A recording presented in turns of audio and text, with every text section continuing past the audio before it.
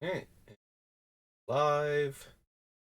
I picked a great day to finish Urza. I mean, today's the day where I need to finish Urza, basically, but if the streamer event, if I had gotten selected for it, obviously we'd be playing it, but since I guess I don't, I know I don't meet the requirements, I just don't know what the requirements are, because I see a lot of people participating in the event that I've never heard of them, so I don't know what the criteria is other than streaming magic, which I do, but I don't know if you need X number of followers, if you need to be partnered on Twitch, if you need like what is the actual um content, like magic content creator criteria for getting early access to a particular set. So, yeah, I feel like I picked a terrible day to have to finish this just because even I kind of want to just be watching other people play with the new set and getting a better feel for it and what's good and what isn't. But on the bright side, when all of that is done and you want a cool Urza deck to break out for your commander games, you'll be able to watch this VOD over on YouTube, also SBR_BLD. Self promotion.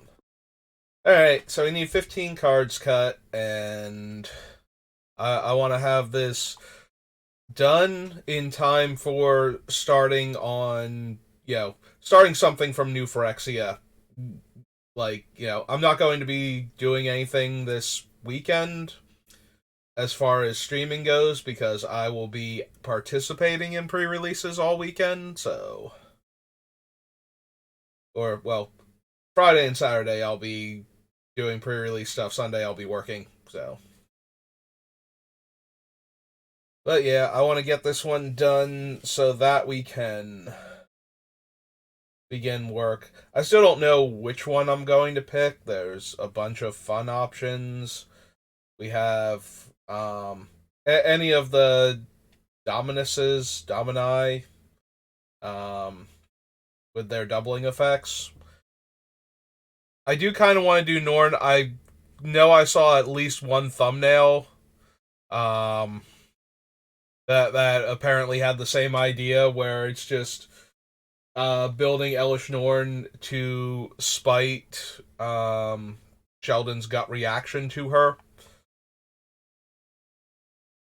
Because I do like Elish Norn a lot, but I'm not thrilled with her as a commander, I don't think. I might build her for fun just to see what she would look like, but her primary thing is going to be in the 99 of decks that can do a lot more cool stuff by having her in play, and then if she dies, oh well. It's like any deck that would run Panharmonicon and has white in it will run Elish Norn because, you get a not only do you get another Panharmonicon, but then all the opponents get a Torpor Orb thrown at them, and that's pretty good. And then she dies, and you move on with your life because she has no natural protection from anything, and unless you immediately play a bunch of creatures after she resolves and she doesn't die to removal in response to them, she's a do nothing 5 mana creature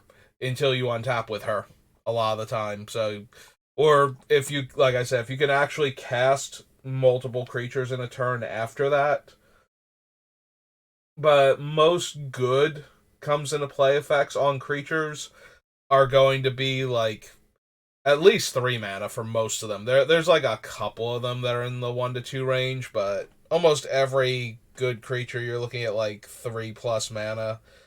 To draw a card, to get a land, to kill a creature, you know, to make another creature on top of it coming into play, or more, make one or more token creatures of any significant size. Hey, it's a Whoosy thing. Um, yeah, we're just gonna ban you. It's a bot. It's a bot trying to sell views. Um, so be gone, bot. Thanks for stopping by and for chatting in my channel. I appreciate that aspect of you, because I'm pretty sure Twitch doesn't care if you showed up and threw a spam message at me about buying views, as far as how many people were chatting during my stream. So thanks for that, because that's one more person than I was expecting. Because um, I have a feeling anybody who is interested in magic related content today is watching somebody who has early access to the new set, is what it comes down to. So as far as my Twitch stuff goes, um, I have to believe that Twitch itself, I'm not going to get any real views today. And this is just going to be like, maybe on YouTube. Although my most successful video on YouTube, since randomly one of my drafts hitting like 200 people almost, has been my new Phyrexia All Will Be One pre-release primer that I did. So that's been, I have enough time on that video watched where like one in every like 5 people or 10 people could have watched it all the way through, which is actually very gratifying. I think that is the video that has the most like full watch from start to finish out of all of my videos. So, and like the best ratio of people clicking on it to people actually sitting through most of it. So that's been very gratifying. Because a lot of times people click on it and they watch for, less than 10 minutes and then leave. So I get views, but I don't get, nobody's watching it all the way through on most of my stuff. So it's very uplifting to see that much time spent watching one of my videos. And it is the type of thing where it's what I do to prepare, and I tend to do well in paper magic at like the pre-release level. So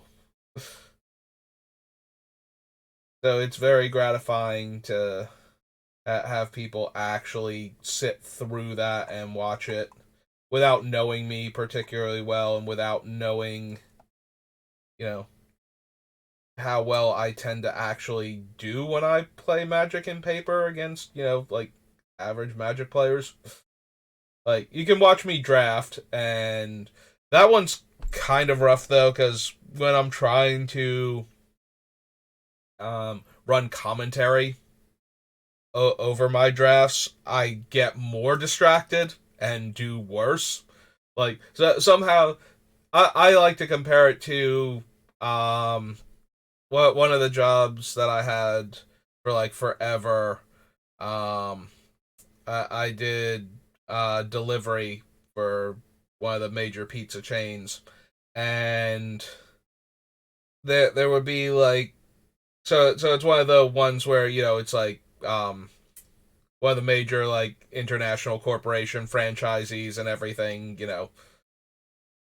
So they always want everything to be uniform and done the same way, and it's very assembly line, but they will allow customers to ask for things if they can do it, and they will try and accommodate. So customer asked that we not do something. If I say what it is, you'll figure out which one I worked at, and I don't want to give them any anything at all, even a negative shout out. But they asked for something to not do something that we normally did. And no matter how many times people ask for that, the assembly line nature of the job and the muscle memory just would not allow employees to not do that most of the time. So you have to be very focused on not doing it. And I was trying to do that. I was trying to stay focused on not putting the one thing on their pizza that they did not want that normally goes on every pizza. And I was chanting to myself, "Don't do this thing." And I got so focused on chanting to myself not to do the thing that I did the thing while telling myself not to do it. Like muscle memory and inability to focus on that particular random thing, like combined, so that even if my focus became on saying don't do the thing instead of on actually not doing the thing. So, in much the same way, when I'm drafting with the idea that I'm running commentary on my own draft while doing the draft and playing it, means that I get distracted by myself having to talk about things and forget, you know, important stuff that is actually going on in the game. And that's a problem. So, yeah, I do worse when I stream my drafts than I do when I just play them, just like on Arena. And Arena has a wider array of players and has more of them at about my skill level than the average like FNM or local pre-release does. So I have a much harder time winning on Arena to begin with, and the running commentary actually lowers my win rate a little bit. Like without the rolling commentary, I tend to get to 4 wins like pretty regularly, enough that I can just keep going for a while. Um, but with the rolling commentary, I get a lot more O3s and 1-3s than is normal for me. And then every once in a while, I run into a set like I've had sets where I just my playstyle and what gets wins on Arena are just completely at odds. I think the worst one was Midnight Hunt. Like I could not win a game in Midnight Hunt on Magic Arena, and then I go to like local store and draft, and I'm like 3-0 and give me my prize packs, and we're done here. So, so that was really frustrating. I could not figure out that format. What it was is that I tend to spend removal less carefully. Um, I tend to focus on winning the game quickly or putting the opponent in a losing position quickly, so that way they have to play catch up for the rest of the game.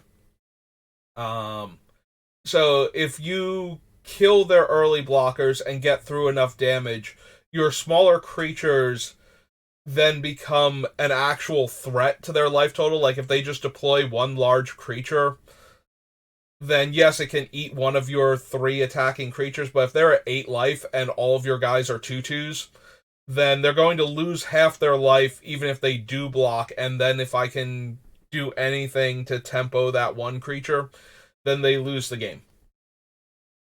So between not having one last card to tempo them out or to straight up another removal spell to kill their larger creature, and the format not rewarding this by having a ton of bodies all over the place, including the I'm going to die if I attack and I can't block 2/2 zombie tokens, the decayed creatures. I just wound up taking too much damage. Like there were too many bodies, and I was taking too much damage myself. And so when I spent my removal spell on like a cheap creature that was gonna save damage, like getting a 1/3 out of the way so that I can turn my 2/2 sideways at them, it wound up becoming a thing where I did not have a removal spell for like a 3/4, and now that was bricking all of my creatures, and then they play like another medium sized creature, like a 3/3, and then all of a sudden I'm losing that game.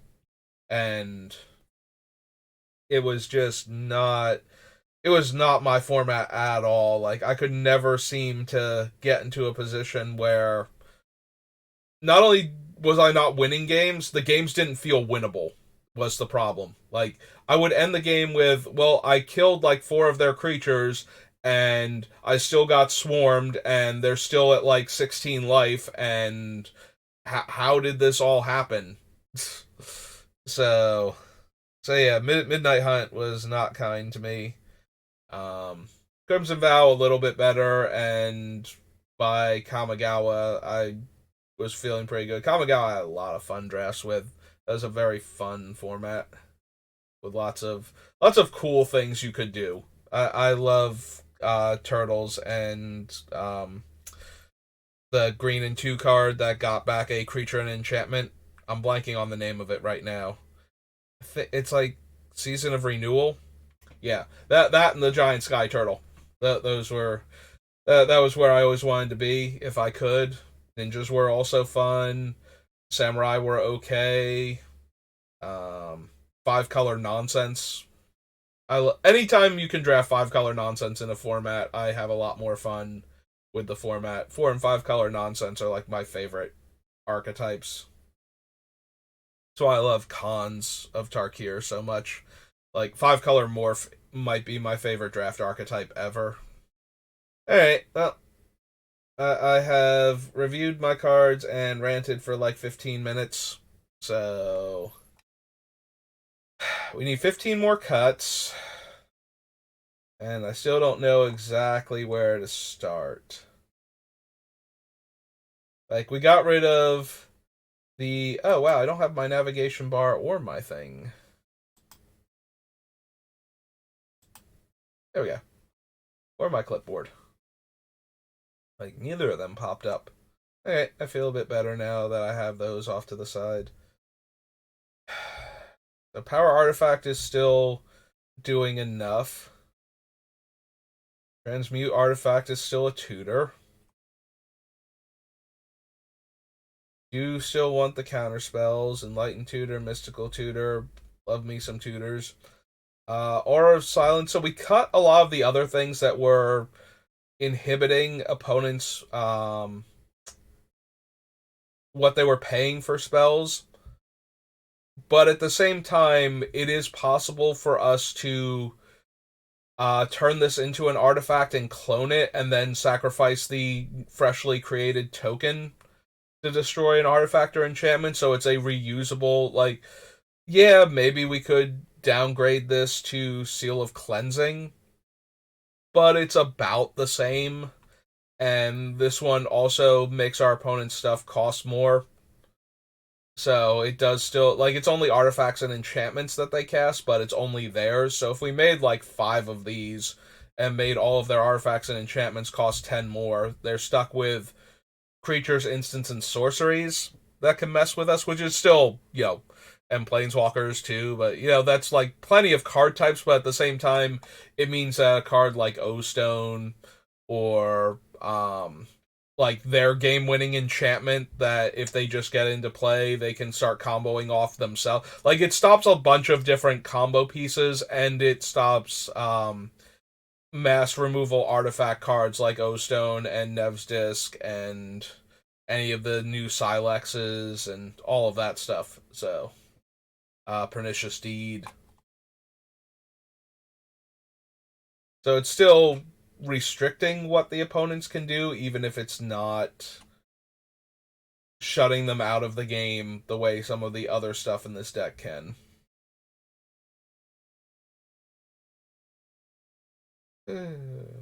I really want to keep these three. Like the Mindless Automaton, the Thopter Squadron, and the Workhorse all work very well with this deck. We'll probably wind up cutting the Thopter Squadron by the end of this. I feel like it might be the weakest of the three, but all three of them at 4, 5, and 6 mana are like a beautiful curve if we're going to start cloning them with Urza. Um, every copy of Mindless Automaton draws us a card. Every copy of Workhorse can generate infinite mana if we can just get Urza down by like 2 mana. Or technically by 1 mana, as long as we have Ironworks or Ashnod's in play. So we can remove all 4 counters, get 4 colorless mana, sack it for 2. So yeah, we just need Urza to cost 1 less to activate. So the one thing, the Stronghold card, Heart Zone. Junk Diver, Metal Worker, Thran Dynamo. But yeah, I can see the Thopter Squadron going. Even though it works wonderfully well, like the Anointed Procession also lets us go pretty infinite with it. Spending we do need a decent amount of mana to kickstart that, but once we have it, we have everything. Like we can pay one, and that would make two 1/1 flyers, and then we can sack those for four, and we can do that again. So we net like the 6 mana to activate Urza to copy it. Then we can sacrifice it for the mana, or we can spend the one to remove another one of the counters, and we can basically make infinite Thopter squadrons, and the ones that Urza makes will be 1/1s that he'll then buff to 3/3 flyers, even without the tokens left over. And if we remove all three of them, then we're getting was it 9 mana at that point? So we don't even have to remove all of them, or we don't have to sacrifice all of them, and then each one of them is a 1/1 Thopter that he's also buffing to a 3/3. So it basically we have infinite mana and we can make infinite creatures that way.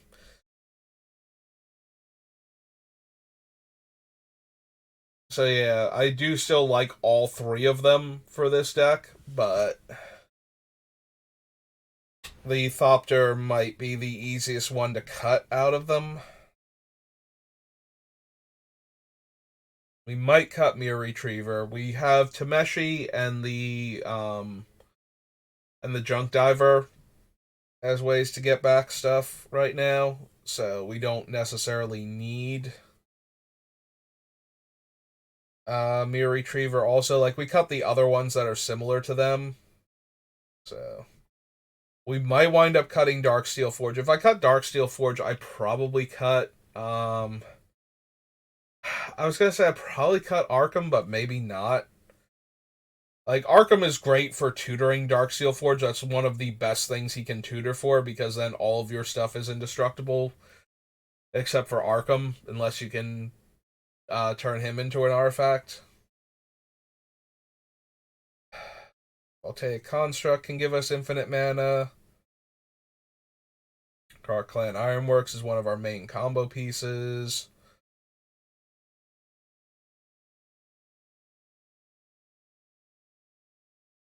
Active Negation, Rings of Brighter, Thorn of Amethyst is one of our backup combo pieces. Idyllic Tutor gets our Training Grounds and Anointed Procession, if nothing else. Revelark is just amazing and can also, under the right circumstances, go infinite. It takes more for this one to go infinite because the token copies won't be artifacts. So we need Ashnod's Altar specifically, or we need to do some shenanigans, which I was discussing this deck with my brother.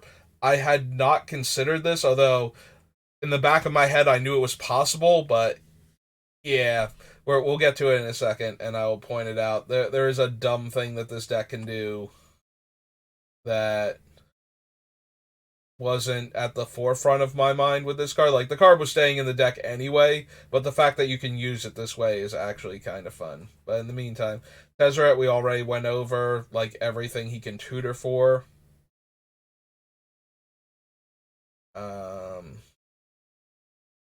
Lodestone Golem is another one of the things that we can lock people out of the game with. Battle Sphere is very easy to go infinite with.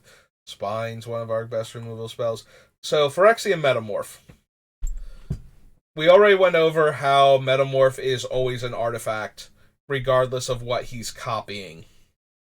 The big thing with Phyrexian Metamorph that I did not point out, and I knew he could do this, but it wasn't something that I was super focused on that he could do that would be relevant.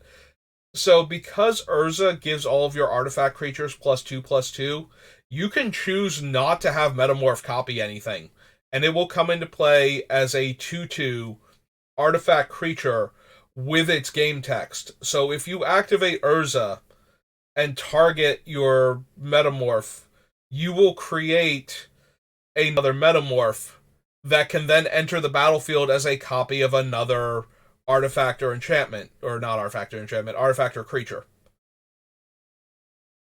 So you can then have a 1/1 base Phyrexian Metamorph. You can have it come in as like not anything also, and then you have a base 1/1 Phyrexian Metamorph, so that way if Urza dies or leaves the battlefield for half a second, you still have a physical manifestation of Phyrexian Metamorph in play if you want to.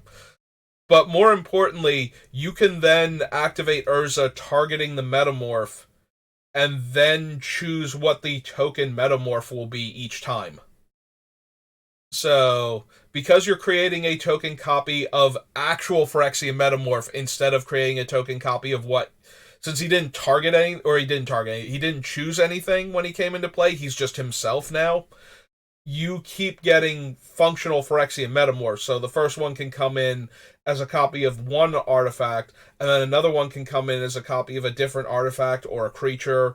And because Phyrexian Metamorphs can choose opponents' cards, you can then get your own physical copy of their cards that they play after the original Metamorph has come into play, if you can combo with them any easier. So there's that. So yeah, Phyrexian Metamorph had another mode that I knew he could do it, but it wasn't like anything I was thinking about actually doing. But yes, that is actually like way better than I would have thought at the time because of how Urza works. I don't normally think of, oh, you can just choose to not make it the creature because they come in as 0/0s in almost every case, so it wouldn't be beneficial. But yes, with Urza in play, it would come in as a 2/2 since it's an artifact creature, and then you can do all your fun shenanigans with Phyrexian Metamorph by activating Urza. So that's an extra silly thing you can do with Phyrexian Metamorph. So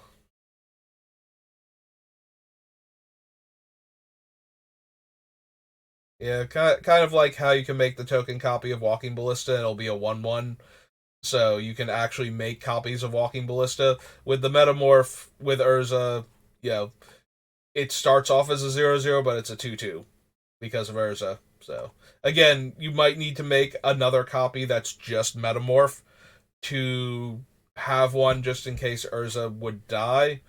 But if you're making the Metamorph and then you're copying with Urza, you probably have a plan at that point that's going to win you the game.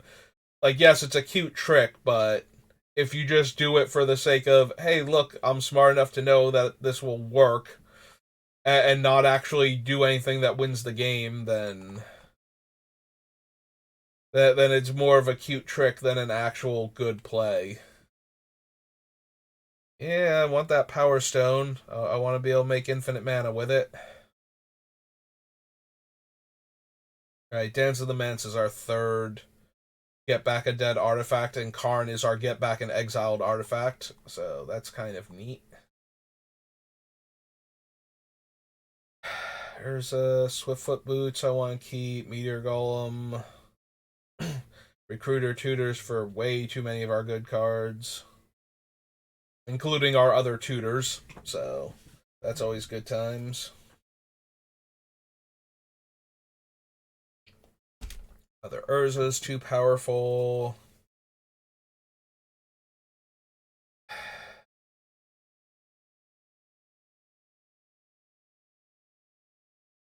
Yeah, I can't imagine not running Fierce Guardianship or Flawless Maneuver in this deck. I do want Grand Crescendo and Knight Paladin. I Part of me wants to cut the Knight Paladin, but then there's the other part of me that's like, you just win.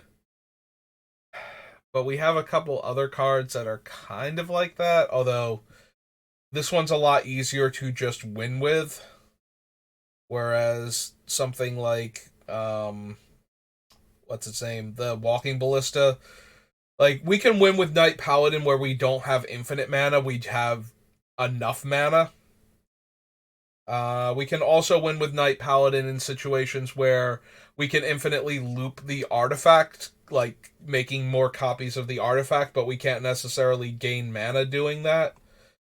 with what we have to work with. So the Knight Paladin is one where if we're getting back enough mana to activate Urza, and then we, make another copy of it, so we're not netting mana, but at the same time we're not losing mana, then the Knight Paladin just keeps doing damage each time we get another copy of it, so we win the game that way. Like, let's say Urza is down to 4, and we have like an Anointed Procession out, and either we have like Ironworks or who's the thing, Ashnod's Altar, because we did figure out we could.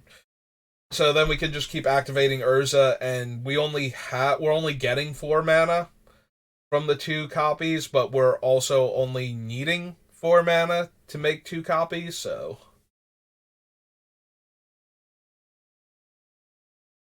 that would actually, so we've created an infinite loop, but it's actually moving us towards winning the game. Whereas an infinite loop with some of our other artifact creatures wouldn't actually do anything in and of itself.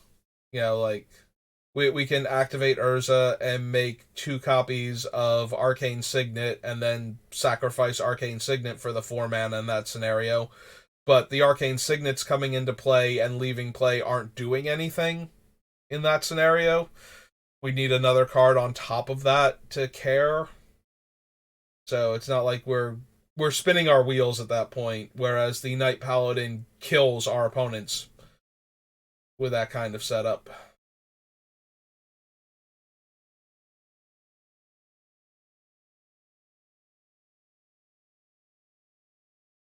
What are we going to cut?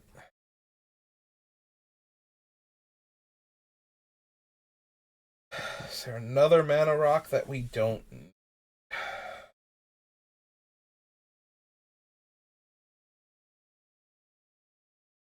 With the intruder alarm gone, there's some minor temptation to cut Darksteel Ingot from the list. I do still like the idea of being able to make indestructible mana dorks. That's an appealing idea to me, especially since that will allow us to keep making more mana each turn after that, and it'll be a lot harder, excuse me, for the opponents to get rid of our extra mana production and undo all of the mana we've been spending every turn and building up. So I do want to keep them in. Even the Darksteel Ingot, like the Skyclave Relic is almost definitely staying in, but the Darksteel Ingot also has a lot of potential. Again, just as an indestructible, like yes, it's probably better if we're making whatchamacallits, if we're making Gilded Lotuses and Soul Rings and whatnot for the purposes of ramping our mana, but for the purposes of, oh, this thing doesn't actually ever go away until you farewell or something, it has to be something along those lines, or minus X hard enough to actually kill my board, because 2 doesn't normally cut it. And that, like, Infest is the most common, like, minus X to have to worry about. We do still have to be concerned with, like, Toxic Deluge and Mutilate and other similar cards, but those are the less common ways to give everything minus X. You usually run into like Cycle Decree of Pain or Massacre Worm. Something along those lines shows up a lot more often than anything that could kill all of our stuff. I mean, Crippling Fear, I think it's called, would still work, but I don't normally see that card outside of very focused tribal decks. So, like a full on blue black zombies deck or something might have it, but. Or Grixis zombies. But I don't normally see that card very often. It is one of the cards like that, and I think there's like a Witches one from Eldraine that's also kind of creature type specific. Anyway. Alright, Basalt Monolith goes infinite with Power Artifact. Just give us as much colorless mana as we want to make an infinite army of Basalt Monolith tokens, I guess. With Urza, like, I don't know what else we're doing with them. Unless we ramped into Basalt Monolith with a different artifact, but yeah. Does generate infinite mana, though, so...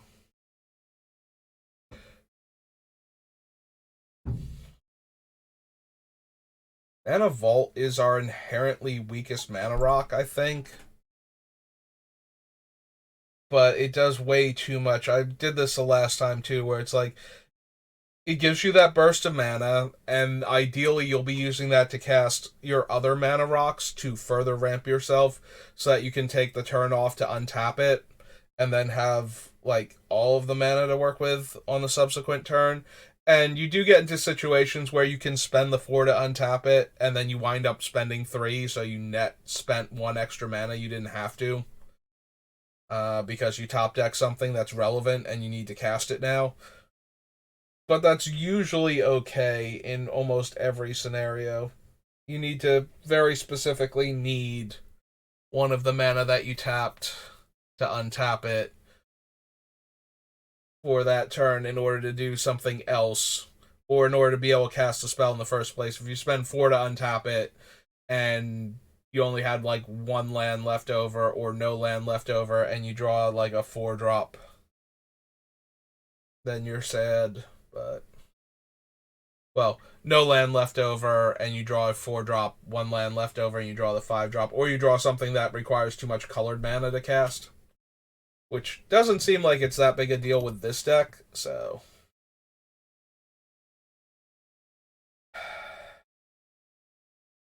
Mystical Tutor, Aura of Silence, Heartstone's key to the deck.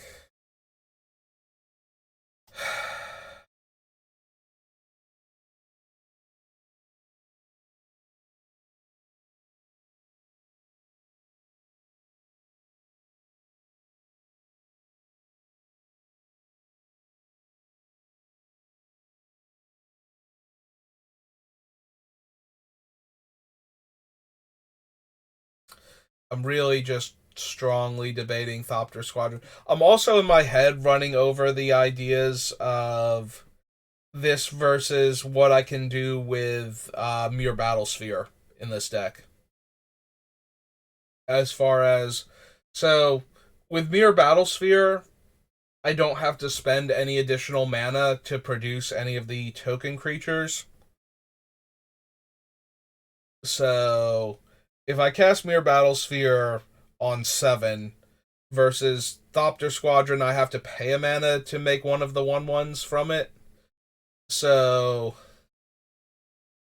even if I have ways to generate the mana from making the 1/1 tokens, I still need 6 mana with Thopter Squadron to get that going. And then, once I've started generating the mana, I spend 1, I remove a counter, I make a 1/1 flyer, I sack the 1/1 flyer for 2 mana, because that's what I'll be able to get from any of the effects that I'm using this for. So then we can use one of the 2 mana from that to remove another counter to keep that going. As opposed to the Battlesphere, which we have to have 7 mana, but once we have the 7 mana, we just have 5 bodies immediately. Both cards interact very well with being copied by Urza and Anointed Procession, so...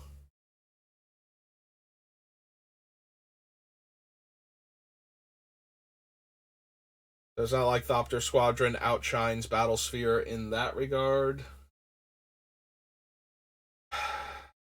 I do like the Thopter Squadron, and I like it a lot in this deck, and I think it would be fun to have it in here, but unfortunately,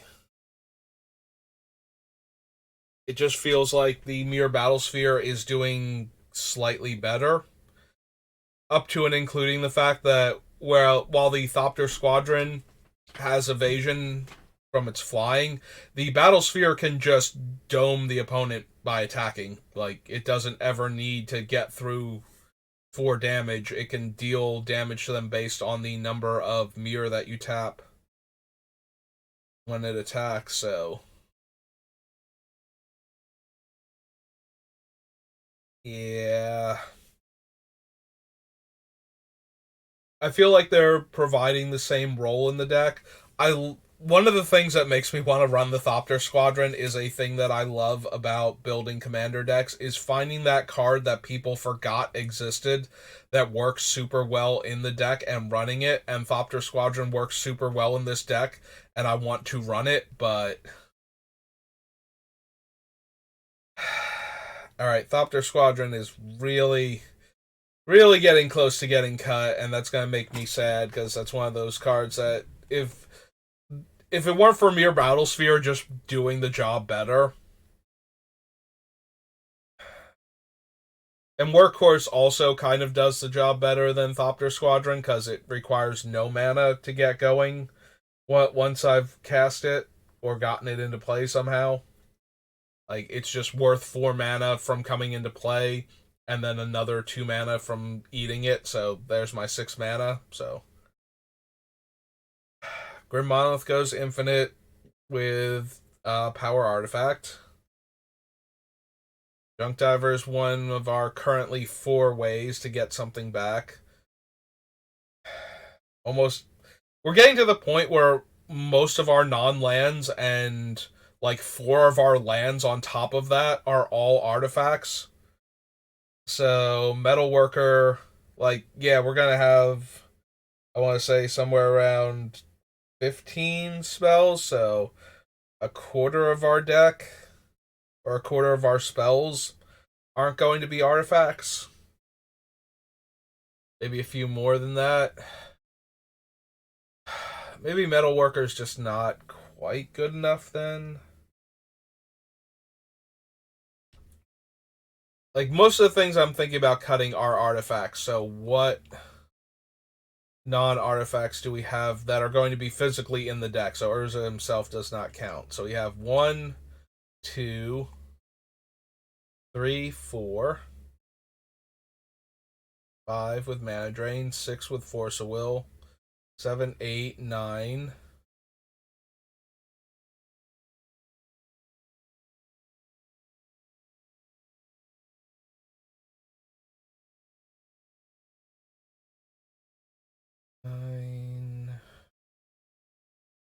Soul Scour's 10. Hour of Reckoning's 11. Arkham's 12. Return is 13. Pact is 14. Tutor's 15. Revel Arc's 16. Tezzeret 17. 18. 19. So yeah, like a third of our deck or more is going to be non-artifact creatures right now. We're up to 20 with Cyclonic Rift. And there's got to be some more. Padim is 21. Whir of Invention is 22. Annoying Procession's 23. For a deck that's all about artifacts, 24, 25. Only like half of our spells now. Mirror Maid is 26. I mean, a lot of them get artifacts, but the Metalworker doesn't care about in play, it cares about in hand. 27, 28, 29, 30, 31, 32.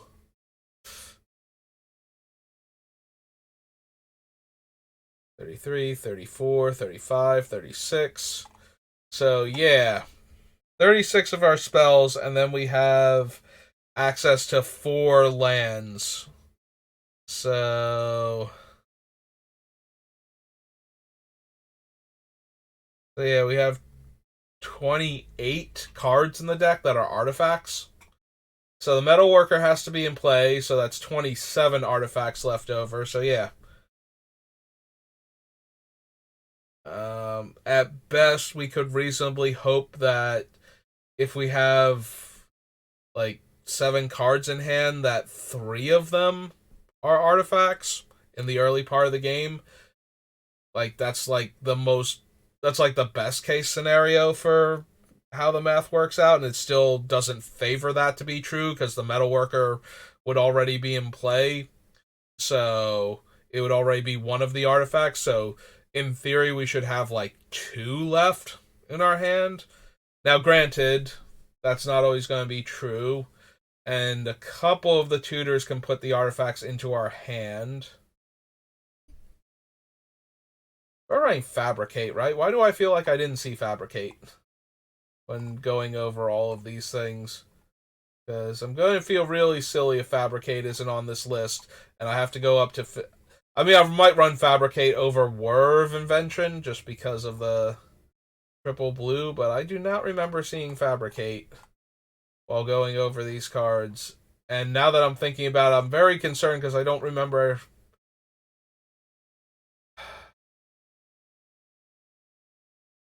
Right? It's literally not on the list.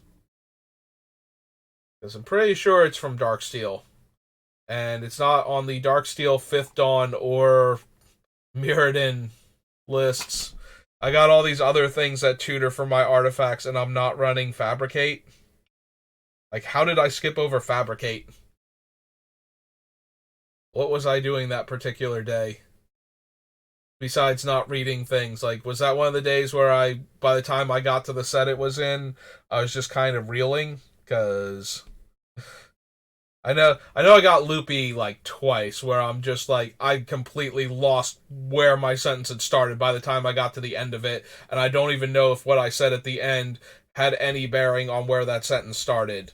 And then I just had to like kind of stop streaming for a bit to get my head back on straight. But this is bad because I'm pretty sure that I should be running Fabricate over most, if not like I'm running Idyllic Tutor and I'm not running Fabricate in this deck. That makes no sense. We have like 2 super powerful enchantments to go tutor, and we have 1.5 billion artifacts, or you know, like what was it, 16 of them, 24 of them, something 24. I think it was 24. I think it was 24 and 36 for the artifacts to non-artifact distribution ratio. So yeah, we don't have Fabricate on this list. Which set was Fabricate actually from? Because now I need to know. Fabricate. Yeah, that one. That's the card. Oh, there's also Defabricate. Originally it was from actual regular Mirrodin. Okay.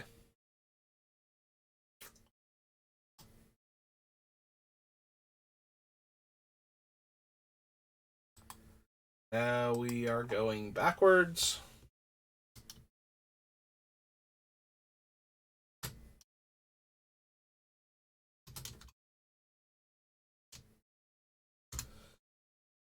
Now we are going backwards. We have 16 cuts to make. Alright, so we're going to cut the Mirror Retriever before anyway, so I think we're safe to do that now.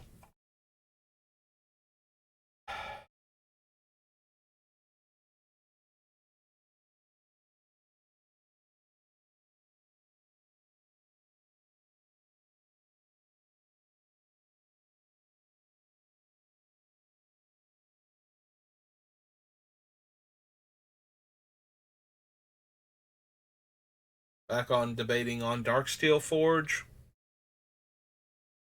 So the biggest problem with Darksteel Forge is that you never cast it. Darksteel Forge tends to show up in decks like Arkham because he can tutor for them. Or tutor for it, rather.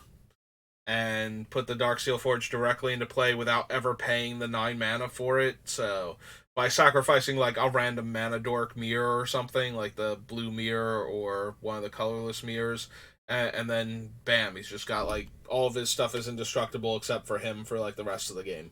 Because in Arkham, like 90% of your things are artifacts. I think 90% of your non-lands are artifacts anyway. So we do have him in the deck, and he can tutor for it.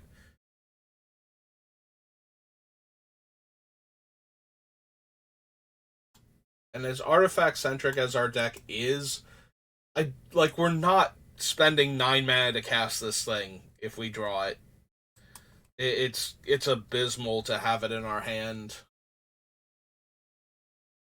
Like I can still see running Arkham because he can tutor for our important non-creature artifacts, and we have a fair number of first of all artifact creatures in the deck, but also Urza can just make them. So, all right, so we're gonna remove Mirror Retriever from this.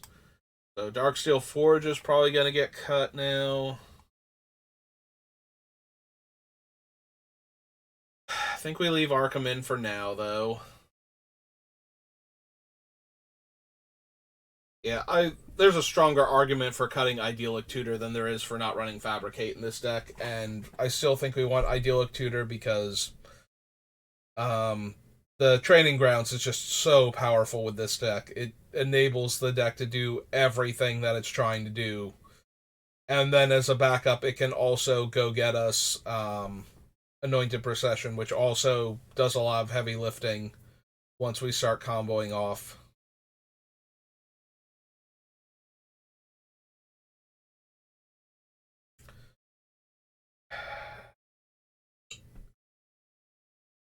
It might be the Revel Arc. At the end of the day, the Revel Arc requires that we have already tried to win and had our stuff get killed so that it can come back. Which we already have like Tameshi for that and like copying junk divers.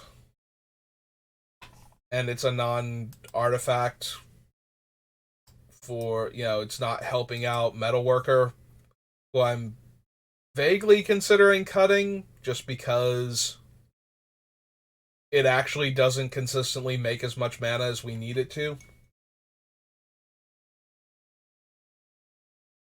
Yeah, Metalworker is great when most of your spells and most of your lands are artifacts and you can just reveal your entire hand and get like 10 colorless mana off of him. That's amazing. With what we're doing, we're probably going to be able to tap him for 4 mana. Although if we tap him for 4 mana, the Voltaic Construct does get to untap him then. And if we can untap him that way, then we would be getting infinite mana from him the same as we would from um like Power Artifact and Grim Monolith.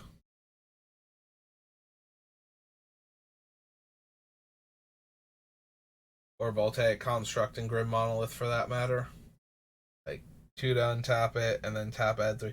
That's true. Mana Vault does go infinite with Voltaic Construct 2. We tap it for 3, we pay 2, we untap it, and so on in that manner. So it doesn't super matter that it normally only untaps on our upkeep and only for spending the mana if we can do that. Like, it doesn't work with Power Artifact the way the 2 monoliths do, but it does work with the Voltaic Construct at least, so what are we gonna do? Got 2 cuts, we need 13 more.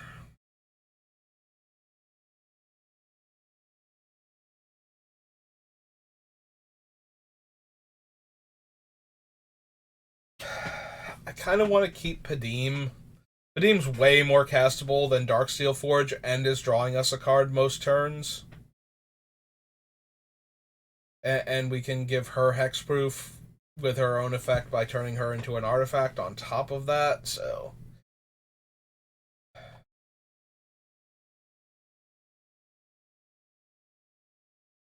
Hmm. That is true. In addition to all of the other things, we have Scrap Trawler.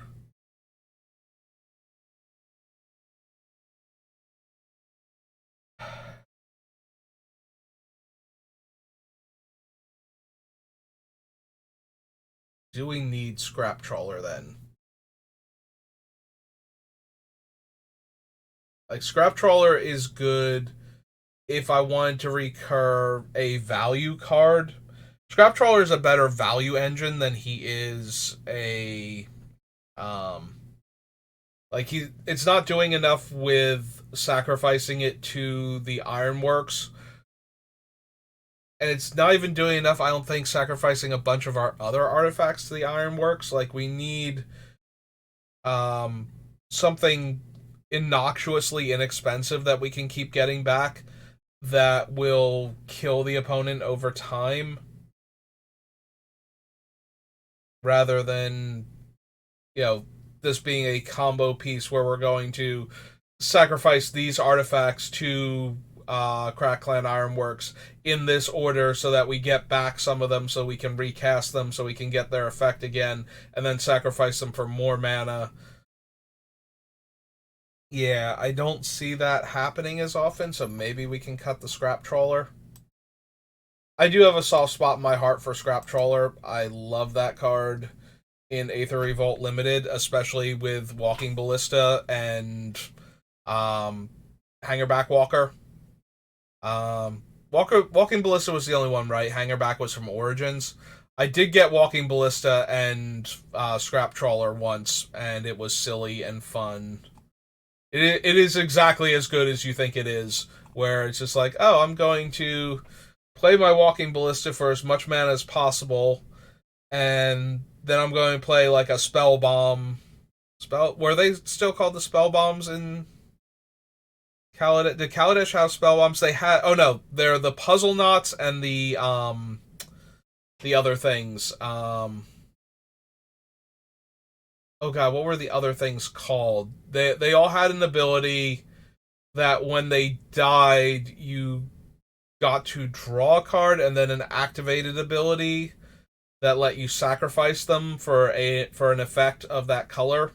Like, the blue one is like blue and 3, sack it to draw a card, and then you got to draw a card from it dying. And then, like, the black one is opponent discards a card and you draw a card for it dying, and so on in that manner.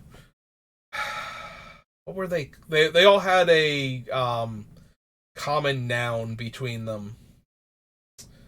Hello again, Vintage. I appreciate the lurk.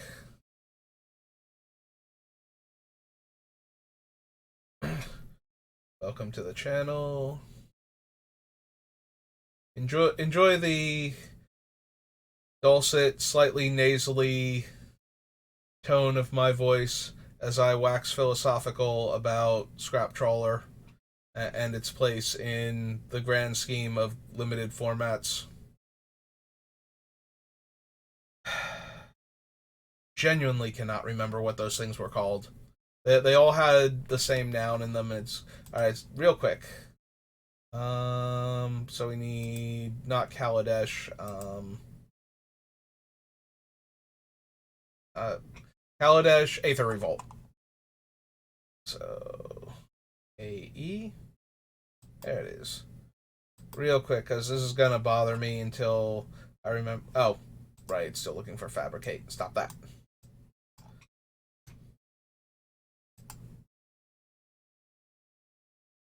Like, give me any one of these artifacts.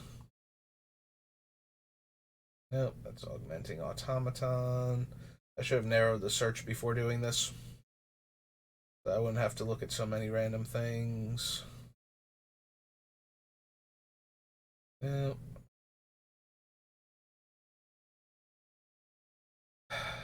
Oh, that's Hope of Implement. That's what they were called. The implements. Yeah, these things and Walking Ballista and Scrap Trawler. Very, very fun limited deck. When it did the thing, I won, and when it didn't do the thing, I had a bunch of random cycling artifacts in my deck. But yeah, I had a ton of fun with that, so. Always have that memory, at very least. Are we cutting Mirror Maid? I don't want to just because it can copy the training grounds. Like, if I copy training grounds, then Urza basically goes infinite just by existing. Like, 2 mana to activate him has so many more ways to just break him at that point than what we have when he's at like 4 mana. We already have a fair number of ways to break him at 4 mana, so I'd be remiss, I think, if I cut Mirror Maid.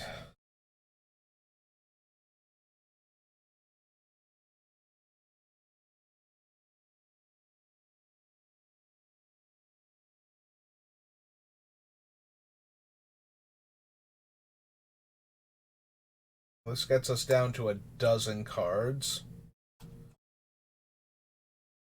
Down to 72. Clear these off. Alright. We're getting there. It's just a matter of finding the cards. Like, Scrap Trawler is a good example of a card that, in a vacuum, makes sense. You know, I'm going to be a very artifact heavy deck. This is a massive value engine. And then I've just been kind of glossing over him as I've been removing more and more cards. And we've gotten to the point where I don't sacrifice anything until I'm starting to win the game anyway. So the Scrap Trawler is not getting value back the way it should be, unless my stuff is just arbitrarily dying. And if that's happening, then the Scrap Trawler is probably one of the higher value targets to eliminate first.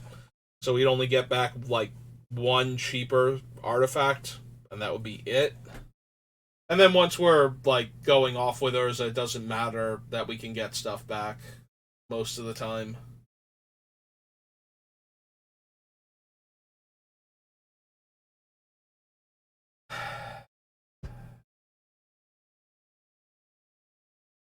Lightning Greaves, Sad Robot, a Construct.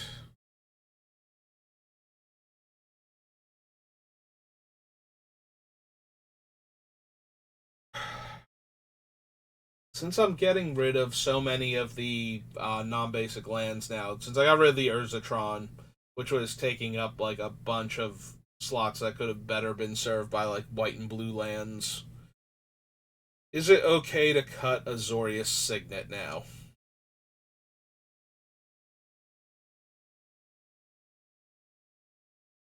Maybe.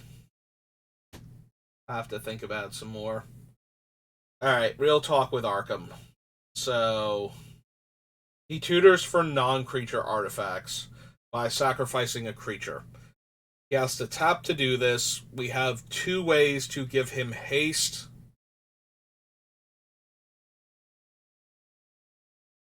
And he has to sacrifice one of our artifact creatures. So either we need Urza online and to have already activated him once, and then use Arkham to then tutor for one of the artifacts that will let us basically win the game. Or we need to use him to tutor for like one of our major things anyway, and then try to get, or like sacrifice any of our other previously existing artifact creatures in order to get the combo piece into play and then cast Urza and win the game that way.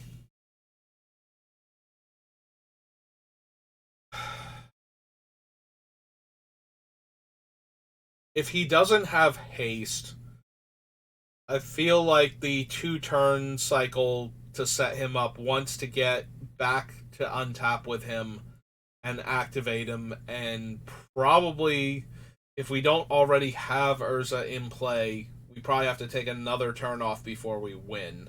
And then the whole thing is going to be basically face up on the table at that point what the plan is. So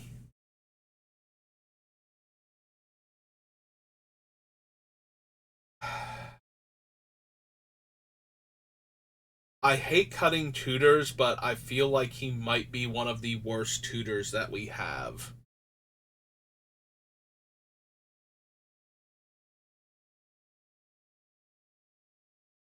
Like, the creature has to be an artifact creature, so we either need to have drawn one of our cheaper artifact creatures, which we don't have a ton of, honestly. Like, what are our cheap artifact creatures that we can be feeding to him?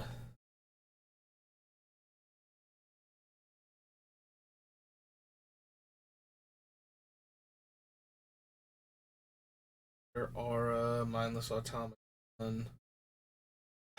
Technically, we can sack the automaton at 4. Thopter Squadron can make 1/1s, but it's a 5 drop to begin with.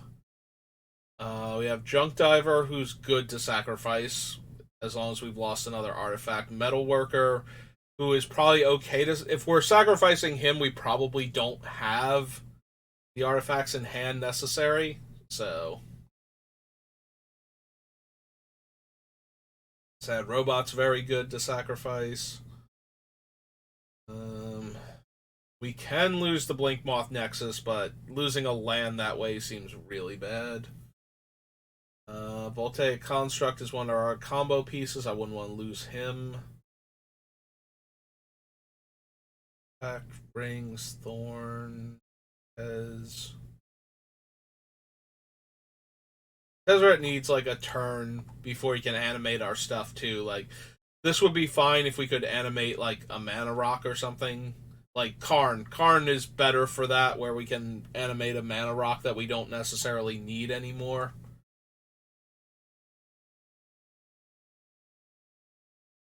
Lodestone is one of the things that we want to copy. Mere Battlesphere is 7, so that's not helping. Metamorph, as long as it copies a creature.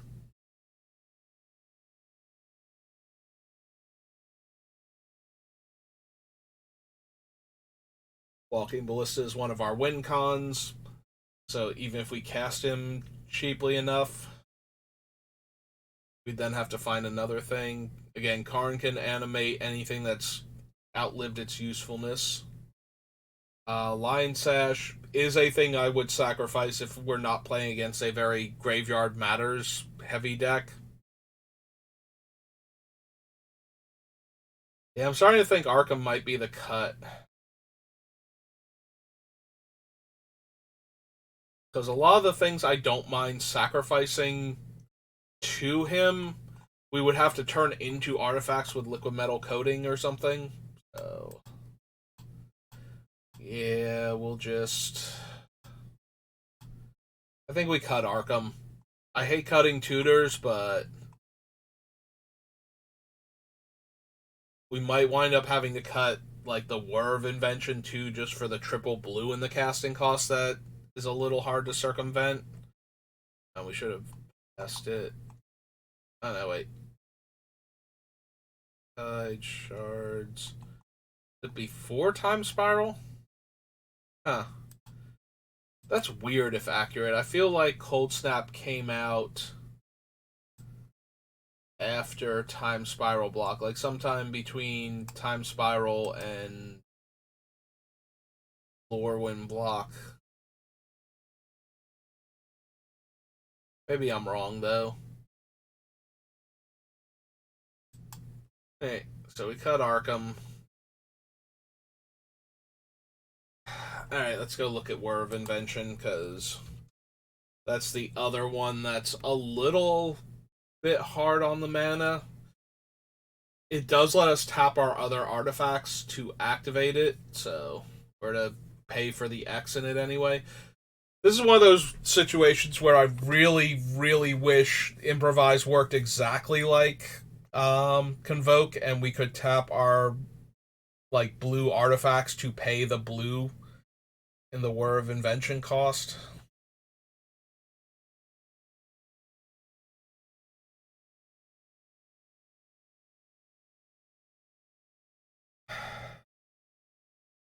So we're going to want to tutor for something between 2 and 4 mana in almost every situation. We want to either be able to tutor for Sphere of Resistance, Ashnod's Altar, Park Clan Ironworks. Um, like, those are the three biggest ones to tutor for. And then most of our other good artifacts fall into the 2 to 4 mana range.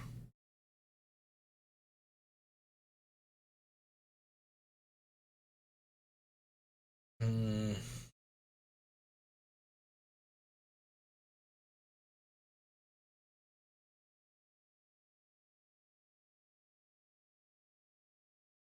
So basically, it's going to be somewhere between a 5 and a 7 drop, but even our non mana producing artifacts can help us pay for up to 4 of that.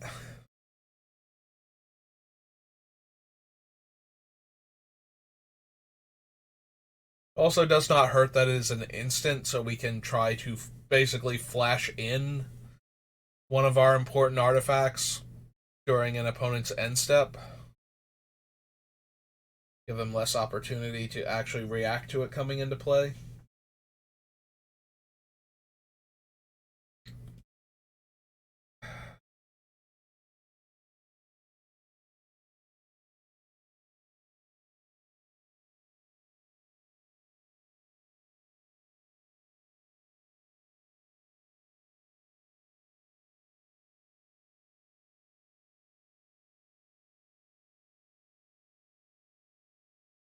If we cut War of Invention, we retain Tribute Mage for the 2 drop artifacts that we can tutor for. Enlightened Tutor can get us any artifact or enchantment to the top of our deck. Fabricate can get us any artifact to hand. Um, what other tutors do we have that can specifically go get the artifacts that we want? Since that's what this one does. Let's double check. Alright, so we have Transmute Artifact is 1. Enlightened Tutor is 2. Mystical Tutor is very roundabout in that it can go get one of the cards that can get an artifact, but we'll leave that right now. Worker Thread, Dynamo. Fabricate is 3. The Croc Clan. The Dust, Pact of Negation, Rings, Thorn. Idyllic Tutor can only get enchantments. Tezzeret can get everything that's super important. We're up to 4 now.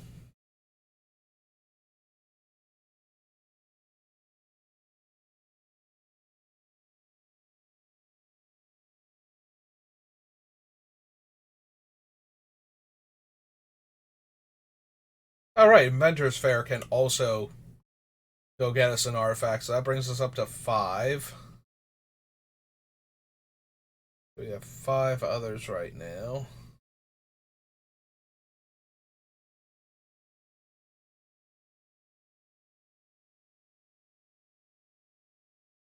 Nope.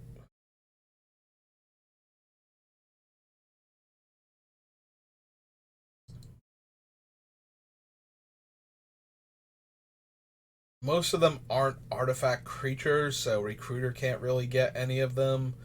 Spellseeker can get one of the other tutors, but that's kind of in the same class as the Mystical Tutor. There's Tribute Mage. We can get a bunch of our artifacts. Saga doesn't really get like the super important ones. It gets like mana rocks to help development or Sensei's Divining Top. But yeah, it's only getting like Mana Vault, Soul Ring, that sort of thing.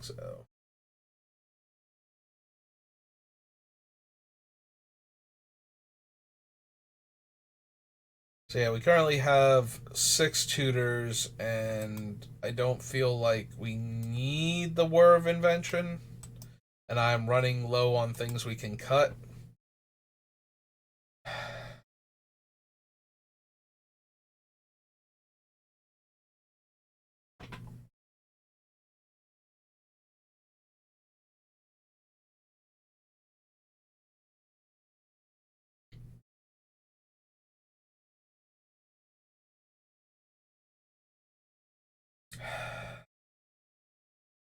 I don't want to cut Darksteel Ingot, but with the intruder alarm gone, it feels more cuttable than it has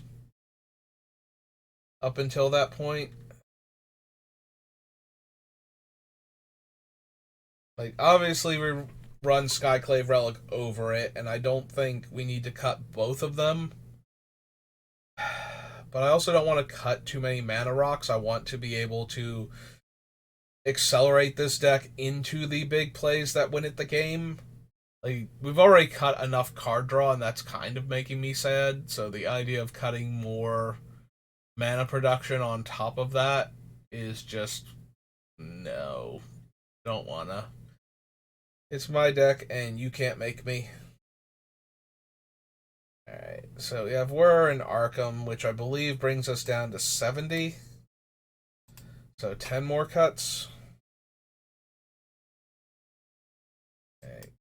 Let's save, clear all. I really want to finish this deck.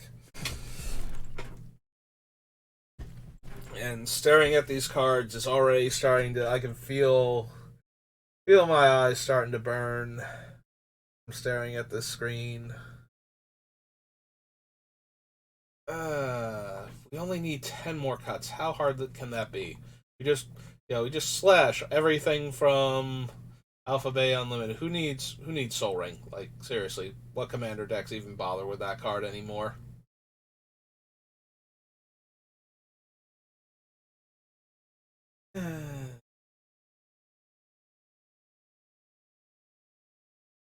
Yeah, it's really gonna be Thopter Squadron, isn't it?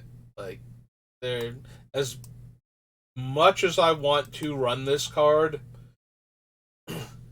the only reason to do it right now is because I want to, not because it is the better card for the deck.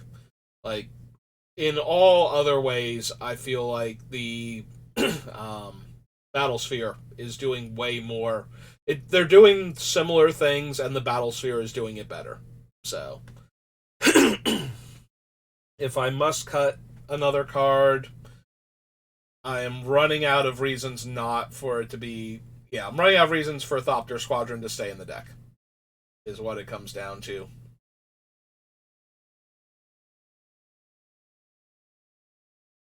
I think we're going to lose Darksteel and get two. Was way better when we had the intruder alarm in the deck, but now that we've cut that,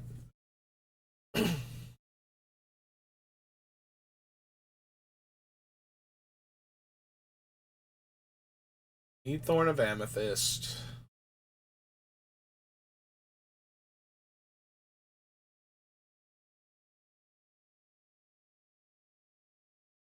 All right, real talk. Idyllic Tutor gets us two incredibly powerful enchantments in this deck, and one that is very good with either of those two, and also works with all of our artifacts. And it also gets power artifact. Okay, I was trying to talk myself out of running this, but the fact that it also gets power artifact, which is also another infinite mana engine with the deck. Yeah, okay. I think it just kind of stays in there.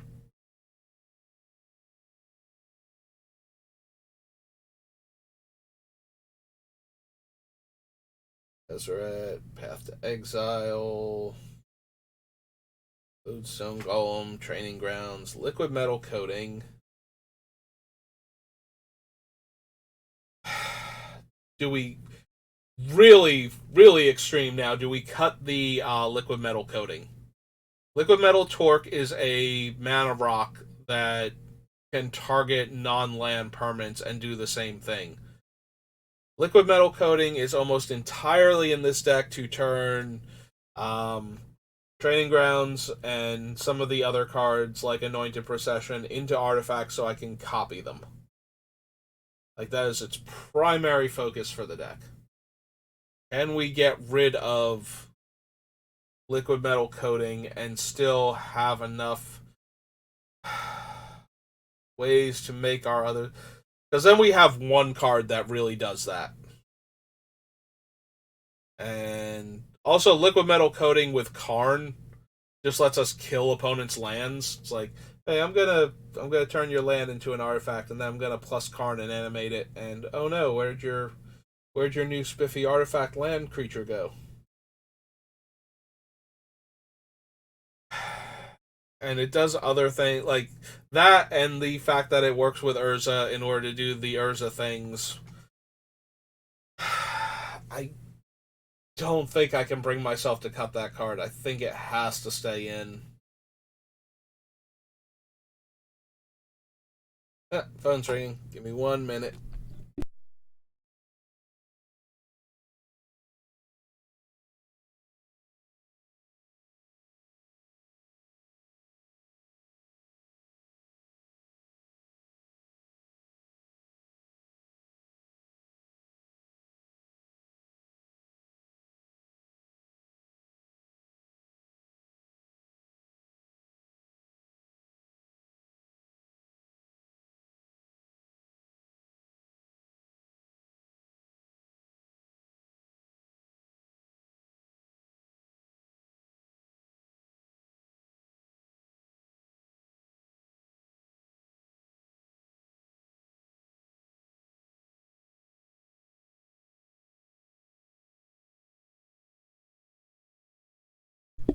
And I'm back.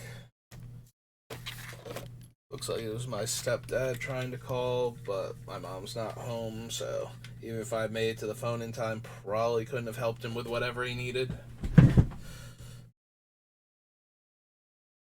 The phone back here, though. I was actually expecting it might have been her calling to see what we want to do for dinner tonight.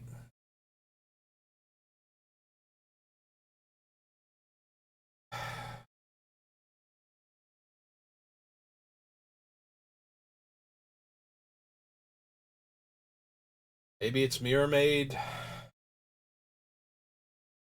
We still have 3 potential game winning enchantments that we can tutor for with the idyllic tutor. The Mirror Maid is just a. If we're already winning, it helps us win more, and we have other ways in the deck to do that. So it might just be redundant enough. It was the idea of having a way to copy um, the training grounds if we didn't have one of the liquid metal cards to make it an artifact was very appealing. It also is way cheaper to copy it with Mirror Maid than it is to copy it with Urza.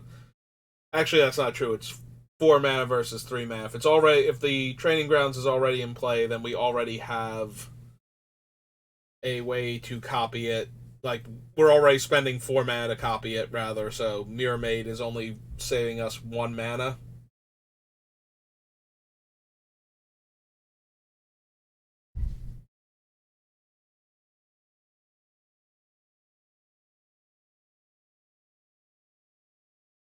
All right, so that's 3. We need 7 more.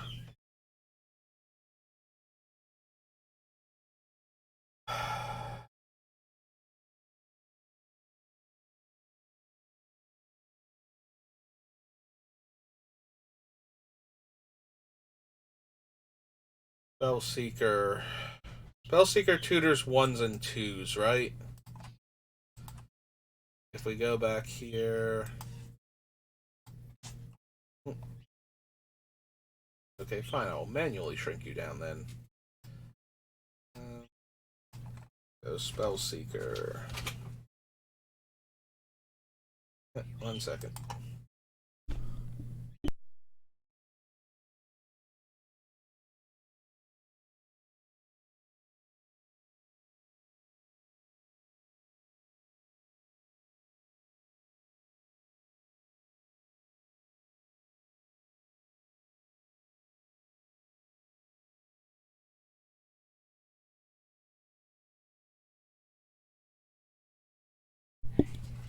And I'm back. Okay.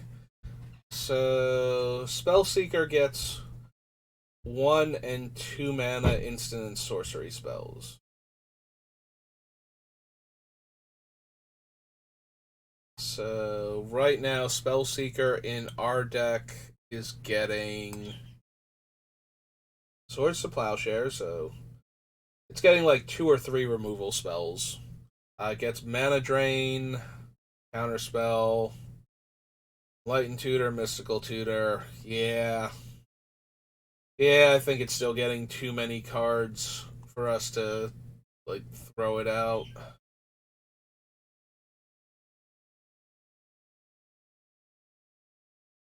Like, the things that can go get, can get Pact of Negation, because it costs 0. Um, have to exile. Cyclonic Rift, yeah, no. No, I don't think we can get rid of the Spellseeker. There are few too many cards. Dovin's Veto, Dance of the Manse it can go get, which, getting back all of our dead stuff seems pretty good. I can get an offer. Yeah. Definitely can't get rid of Spellseeker. Gets rid of a couple of the other cards down here, too. It can get Grand Crescendo. Actually, that's the only one down here it can get. It can get Grand Crescendo. Alright, so Mirror Maid, Darksteel Ingot, Thopter Squadron. We'll cross the Darksteel Ingot off of down here.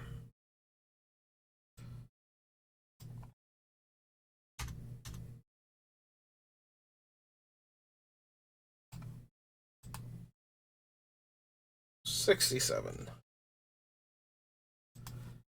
At least 7 more cuts to go.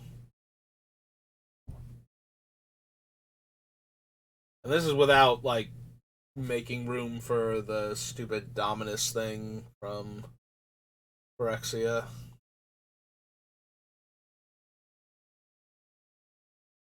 Of course, Junk Diver, Metalworker.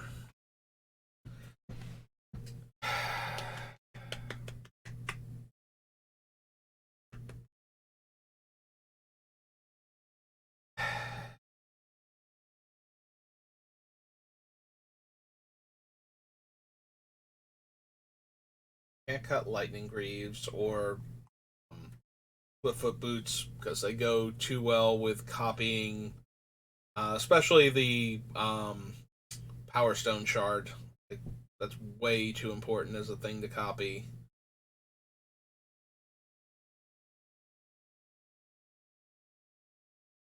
Ironworks, Reckoning.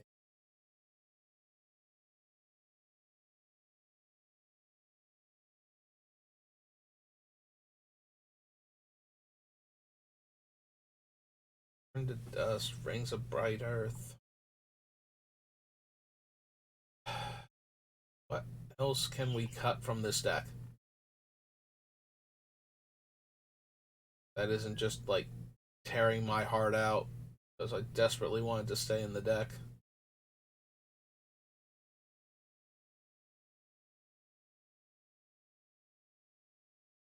Maybe we have one too many Wraths, like overpriced Wraths. If we count the Cyclonic Rift as a pseudo Wrath because it can bounce all of our opponent's stuff and set them back for forever, like, then we have 4 in the deck, and we probably only need 3. So it's Cyclonic Rift, Organic Extinction, the Soul Scour, and Hour of Reckoning. All of them are very expensive in order to Wrath properly. I'm tempted to cut the Cyclonic Rift over the Scour. Like, Organic Extinction and Hour of Reckoning can both be, like, their cost can be mitigated by what we have. So, Hour of Reckoning has Convoke and doesn't kill our token creatures, and Organic Extinction has Expertise and doesn't kill our artifacts. So, between the two of them, like, all of the things that we're making, basically, should be able to live, and they also should be able to contribute to casting the spell in the first place. So that kind of leaves Soul Scour and Cyclonic Rift. Cyclonic Rift we can tutor for with Spellseeker, and it only costs 7 mana to overload it. And the Soul Scour is what, 9 mana? Has no way to make it cheaper, but it kills all non artifacts, so almost everything in play, including our opponent's lands.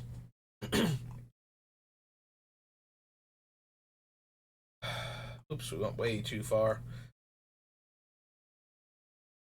There we go, mirrored in.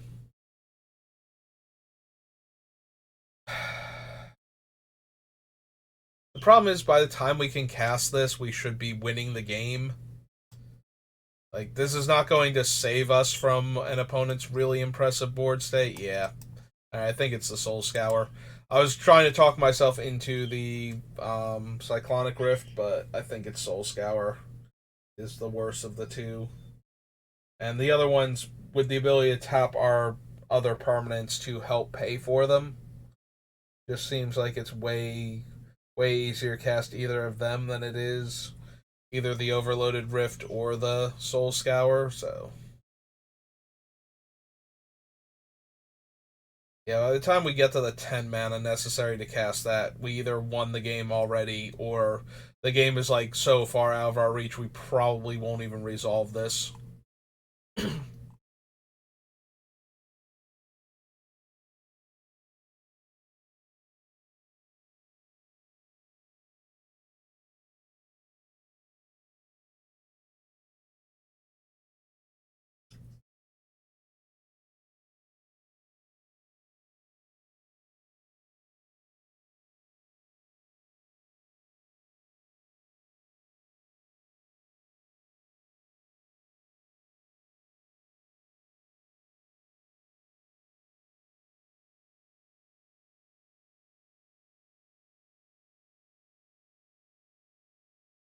Yeah, I really super want to keep this Karn in here.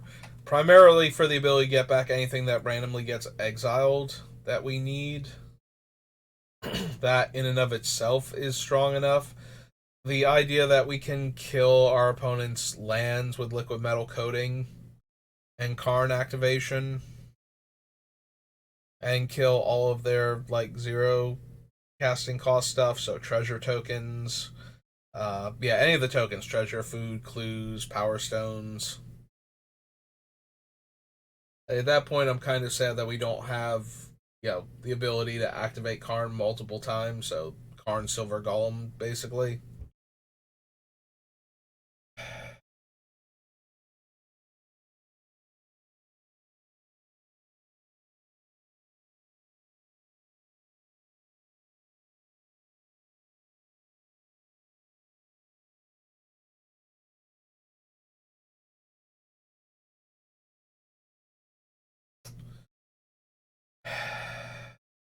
Last few cuts are always so painful.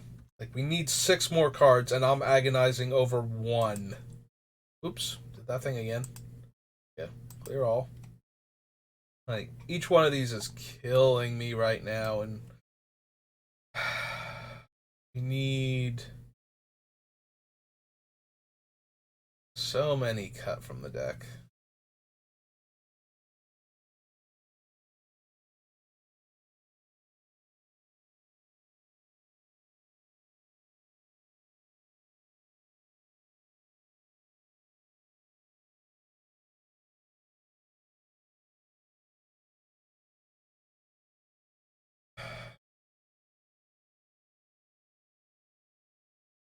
How can we cut Spellseeker when we have so many good targets for it?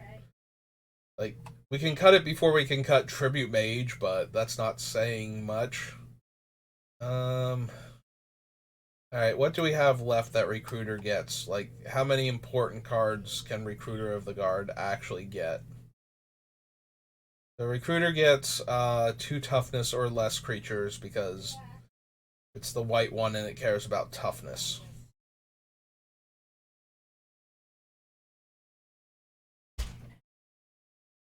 So recruiter can get mindless automaton, workhorse, right? It can get these guys.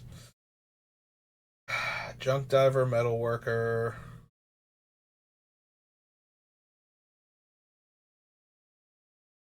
Sad robot.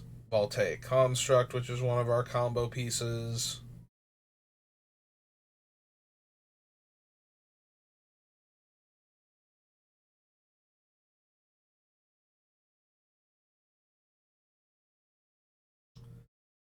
Get that one.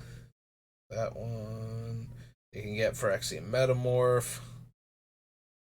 Yeah, we've got 3 0/0s it can tutor, and one thing that helps us go infinite as soon as it comes down. You can go get the Walking Ballista that we might be able to use to just win the game on the spot. It's like a good thing to sink infinite mana to. So there's that. What are we gonna cut from this deck? Like, everything that might even kind of be cuttable at this point is like still so good.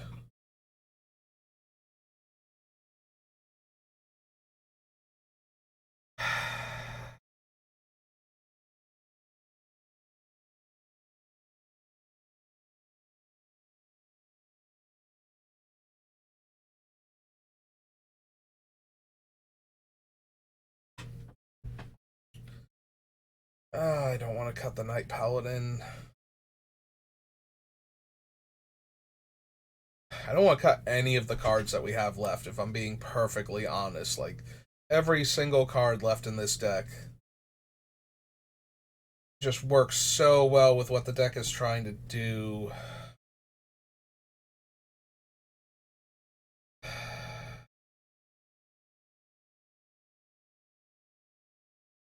Is it Idyllic Tutor? Like, it can only get like 3 enchantments that win us the game, or enable our other things to let us win the game. Like that's where I'm at right now. It's like, do I cut the cards that go get any of the cards that can let us actually win the game just because they showed up? Like, is that where I'm actually at right now?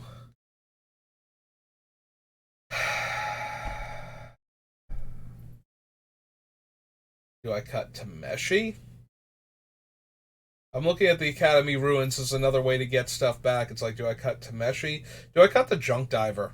Maybe I cut Junk Diver. Like, yes, we can sacrifice him pretty easily to get back something, but it's still sacrificing the Junk Diver to get the thing back, and we actually have to have a sacrifice outlet for it. And we cut, what's his name? Arkham from the deck already.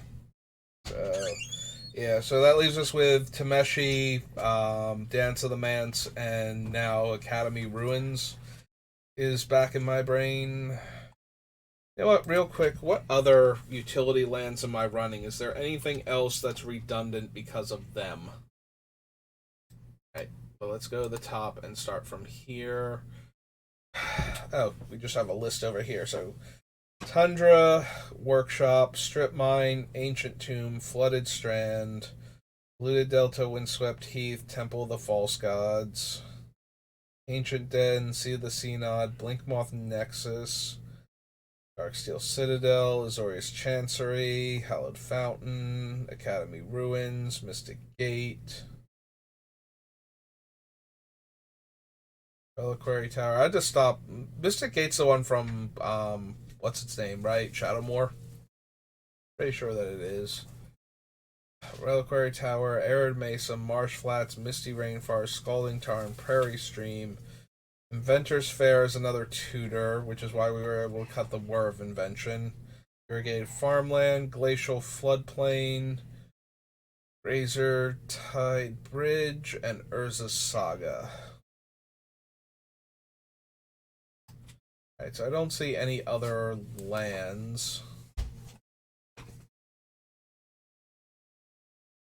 that I can, like, use to justify cutting other things.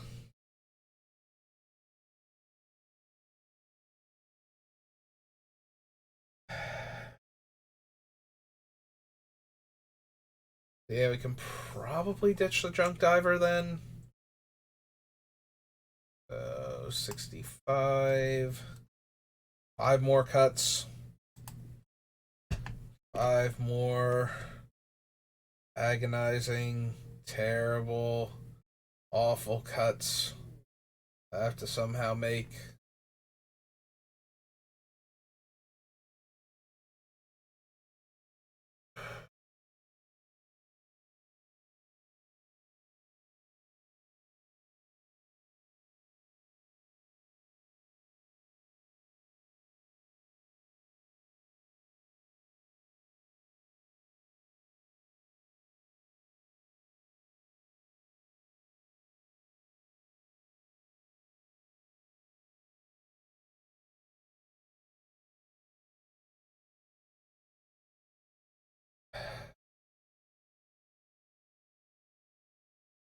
And I cut the Azorius Signet. Like, is that a realistic thing to do? I don't want to cut Liquid Metal Torque. I don't want to cut Arcane Signet. I want to cut Mana Vault, Mana Crypt, Grim Monolith, or Soul Ring. Like, do I cut the Azorius Signet as one of my worst remaining mana rocks?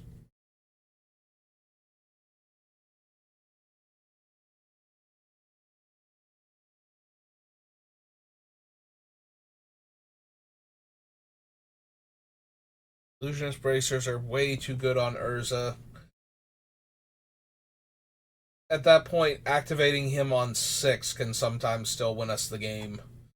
Like, we need to be making 3 artifacts, so we need to target an artifact that makes at least one other artifact for that to work. So maybe that's still not quite good enough, but then that would be true of any of the other things that copy Urza's activated ability. So we might still be running.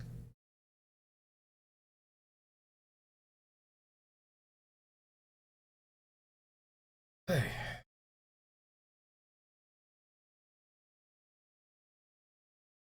Alright, need to wake up. Focus. Only have 5 more cuts to make. What are those 5 going to be? Already cut the Dark Steel. I'm not cutting Skyclave Relic also.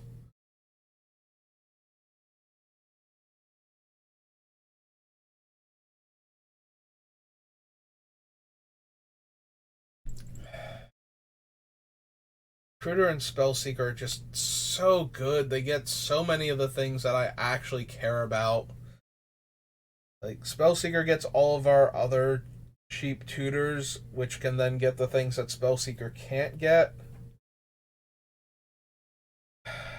And it also gets removal and counter spells. And Recruiter tutors for the Spellseeker to get all of that stuff. The Tribute Mage to get all of our 2-drop artifact creatures. Or no. Wow, see, my brain's starting to do that thing again. Like, we get the Tribute Mage to get all of our 2-drop artifacts. At least I know where I started that sentence at. Wow, I am fading super hard right now, and I really want to finish Urza today. I might have to take a break, though, and come back to him later. I hate to stop now when I'm this close, but I am really, really starting to feel the thing from, because I've been watching like everybody else playing with the new set that has early access today, so I've been staring at a screen for hours on end and just trying to keep reading these card names over and over again, trying to process which one of them I can cut. Yeah, I think I'm going to have to stop for right now. We've been going for almost 2 hours, and we only got through 10 of the 15 cuts that we needed. Yeah, we're gonna have to do one more. I'm gonna try and do it later, but I think I need to call it here for right now because I did one of those things where my head started to bob and then I kind of like snap back and then now my sentences are trailing off and I'm forgetting where I started the sentence at. So 2 hours is a decently long stream, especially for this though. It's like an hour and 45 minutes. So yeah, we'll call it here for right now. I'll take a break, go eat, and then come back refreshed, hopefully, and we'll figure out these last five cards and then do the mana base for it. Alright, that's going to do it for me for right now. Thanks again to Vintage Virus for stopping by for the lurk and the comment and chat. I appreciate it. And I will see you all next time. Thanks for watching, and if I don't see you later, have a good rest of your day.